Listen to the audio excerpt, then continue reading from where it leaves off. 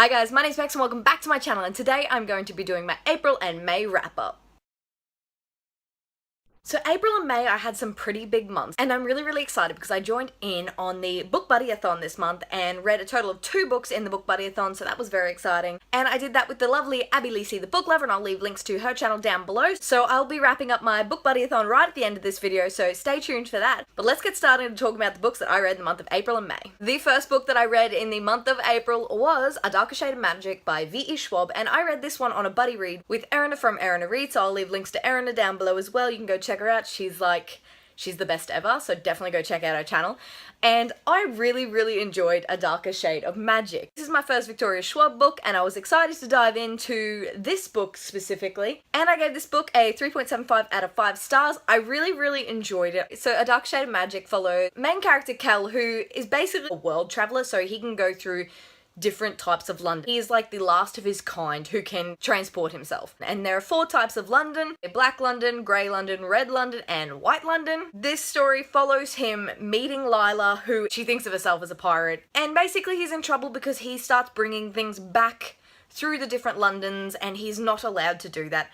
And their adventure goes from there and some crazy shit goes on. But I absolutely loved this book. The world building was beautiful, the magic concept, everything was really well written. I really loved Kel and I really loved Rye. I wish we had more from Rye in this story because I think the brotherly banter was really cool. The one thing I did not like about the story was Lila Bard. I don't know what it is about her, but she annoyed the crap out of me throughout the book. She's really badass and that's great, and I really like that part of her personality, but she annoyed me thoroughly from the moment I met her. I definitely recommend A Dark Shade of Magic if you like awesome world building and magic and travelling Londons. The next book I read in the month of April was A Court of Mist and Fury by Sarah J Maas, and this was of course in anticipation for A Court of Wings and Ruin, which came out on the 2nd of May, which I'll be mentioning shortly.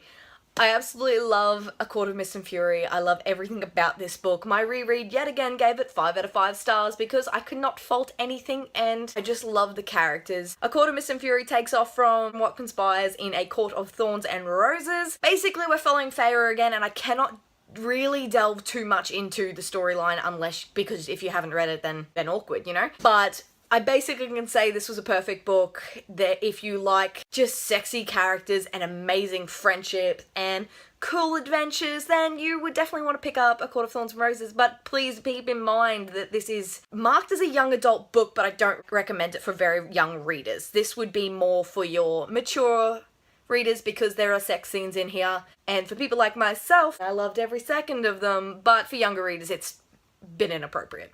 But yes, love it. The next book I picked up, of course, was A Court of Wings and Ruin, because after I read A Court of Mist and Fury, I could not think about anything else other than A Court of Wings and Ruin.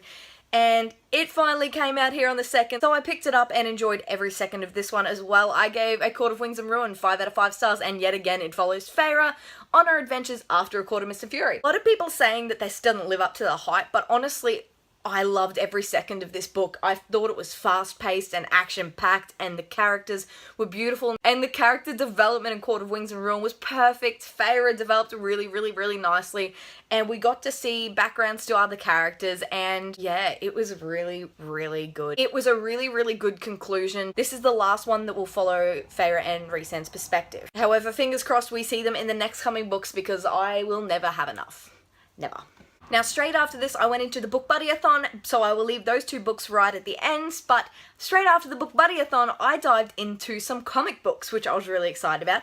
So I picked up Black Panther by Ta-Nehisi Coates, I believe. I'm sorry, I probably butchered that name. And unfortunately, this one fell a little bit short for me. I gave it a 3 out of 5 stars. I was really excited because I really loved Black Panther in Captain America Civil War. I really loved his character, and I really wanted to know more, but this comic didn't really give me more. Although it has fantastic artwork, it has a very overly complex storyline, and I found myself getting very confused at what was going on. As this is only my 2nd comic book ever read, I felt like I should have chosen something different to pick up, or maybe an earlier Black Panther, I'm not really sure, but I just didn't like it as much as I would have liked to. That being said, I do want to pick up the next one in this and hopefully love the story more. Next comic book I picked up was Batgirl, which is Volume 1 Beyond Burnside. And this one is written by Hope Larson. I really enjoyed Batgirl as a comic book. I gave it a 3.75 out of 5 stars, which was pretty good for my comic books really, because they are quite short and at the back there's a big section that's just like artwork. It was an enjoyable and fun read, and I really liked this character. I think she's really cool.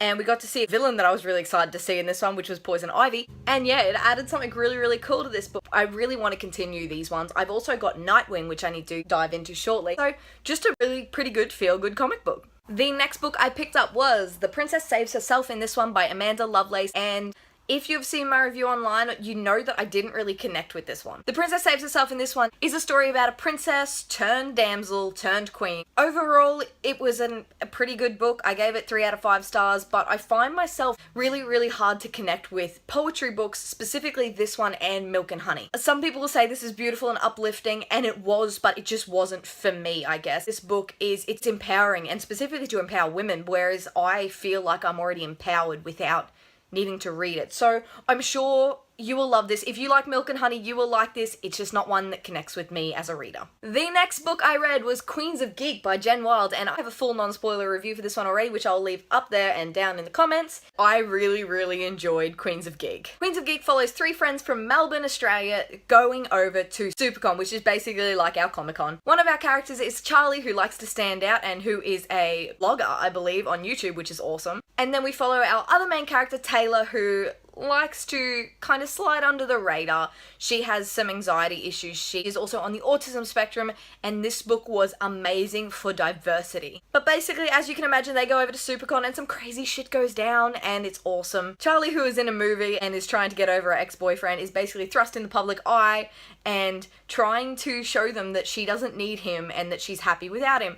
Whereas Taylor might have the opportunity to meet her favourite author, which I'm sure we can all relate to, and it was just a really good feel-good story. I gave this story a 4 out of 5 stars. It was diverse, it was smart, it was geeky, and it was really cute, and the cover's beautiful, so I definitely recommend you pick this one up or go check my review out. Next up, we're going on to my reads for the Book Buddyathon, which again, I did with Abby Lacey, the book lover. I'll leave her down there, so go check her out. She's amazing, and I really liked buddy reading with her. The book we buddy read was My Lady Jane by Cynthia Hand, Brody Ashton, and Jodie Meadows, and what a good buddy read. It's a huge book too, so I was really excited that I just absolutely flew through My Lady Jane, and it was a great book. My Lady Jane follows Lady Jane Grey, and it is basically a history retelling of her story. If anyone knows the historical background, Lady Jane Grey was queen for 9 days until she was beheaded, and basically this is giving her a better ending than she got in real life. It is awesome. They have done the history retelling, but then they've completely fucked with it, which is absolutely awesome. There are people who turn into animals, and Lady Jane Grey is swept up in a conspiracy plot to kill King Edward. And yeah, we just see where this one goes from there. It's really good. It is funny, it is romantic, and it's a little bit quirky. So if you like that sort of thing, I definitely recommend it. I laughed out loud many times. Yeah, I really enjoyed it. The next book I read for the Book Buddyathon was Saga Volume 1 by Brian K. Vaughan and Fiona Staples, and this was for the challenge, like, read whatever you want, so I read whatever I want. This follows 2 different people from different races that were not supposed to come together. I believe they're in a war, and they have a baby. So what can really go wrong? This story is funny, it's crude, and it's definitely for adult audiences. Like, this is like A Court of Mist and Fury. Definitely don't read this if you're of the younger variety. And Saga was entertaining and interesting enough, but I don't know why, I just didn't really connect with it, I guess. I feel like there was so much hype for Saga and it really fell short for me. There was just some places where I was just like, oh, whatever.